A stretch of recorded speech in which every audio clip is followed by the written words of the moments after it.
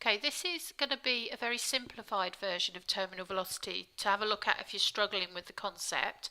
We'll move on to two more alternative ways of looking at it afterwards, but have a look at this one first if you're having problems. Okay, first of all, what we're going to consider is here a parachute is jumping out of a plane, and I've just drawn the ground along the bottom. And here's our very, very simple diagram of our parachutist. I've drawn him as a blue box because I'm not very good at art. We're going to pause time at various points. Our first time point is going to be t = 0. So he's just jumped out of the aeroplane. He's not started moving downwards yet. I know his parachute wouldn't be inflated quite like that at this point, but please give that some artistic license. We're then going to let him fall to another point in time, about t = 5 seconds, although these times are fairly arbitrary. Okay, and then we're going to let him fall again at t = 10 seconds. We will stop him and analyse the forces, and then finally we'll let him carry on and continue all the way to the ground. Okay, so let's put him back up at the beginning. Now, the forces you need to consider are, first of all, drag. Now, when he's jumped out of his aeroplane, he's not started moving yet.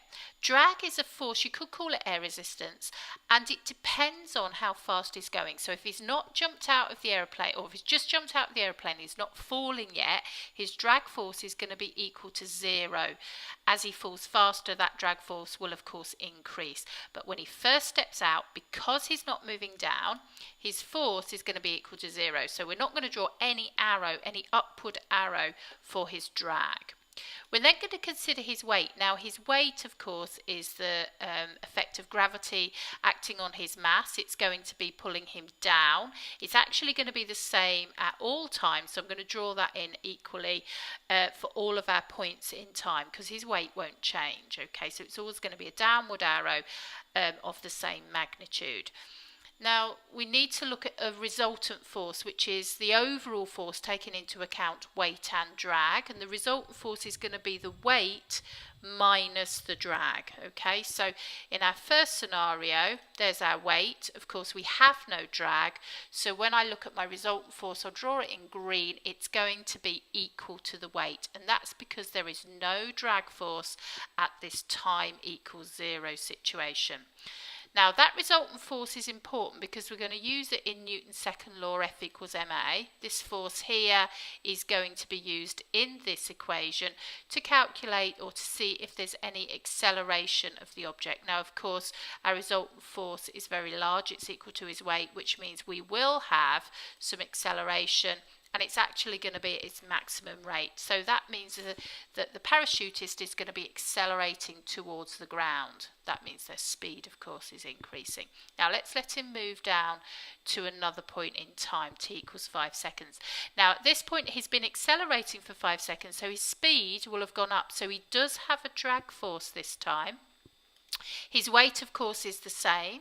So if we look at the resultant force, we're going to have his drag acting up, his weight acting down. If you take them both into account, we're going to have a smaller resultant force acting down, and I've drawn it in green, and that is the force that's used in Newton's second law to determine the acceleration. So we are still accelerating because the green arrow does have some size. It's acting downwards. It does have some magnitude, but it's a lot less than when time = 0. So he's accelerating at a lesser rate.